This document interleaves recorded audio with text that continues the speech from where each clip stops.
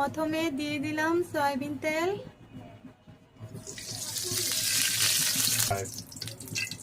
তারপর দিয়ে দিলাম পেঁয়াজ,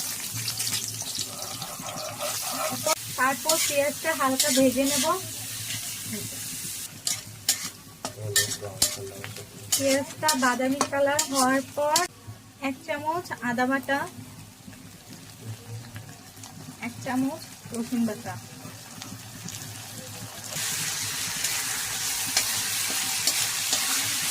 1 চামচ লবণ,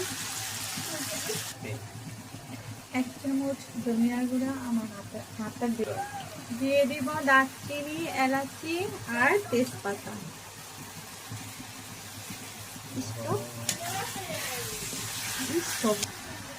1 চামচ মরিচের গুঁড়া, আধা চামচ জিরা গুঁড়া, 1 চামচ সয়া সস,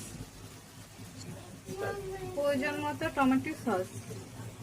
এখন দিয়ে দিব টক দই, নাড়া দিয়ে নি।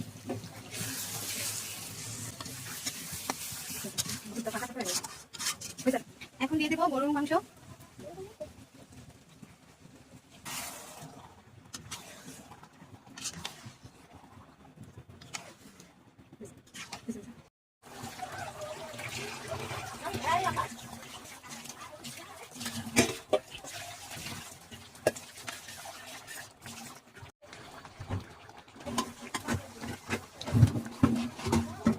প্রথমে দিয়ে দিলাম সয়াবিন তেল,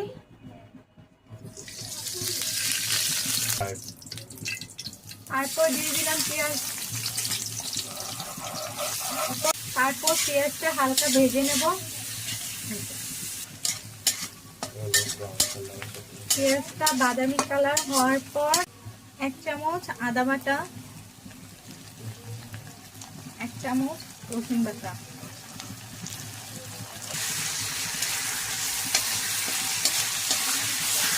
1 চামচ লবণ, 1 চামচ ধনিয়ার গুঁড়া, আমার হাতে দিয়ে দিব দারচিনি, এলাচি আর তেজপাতা,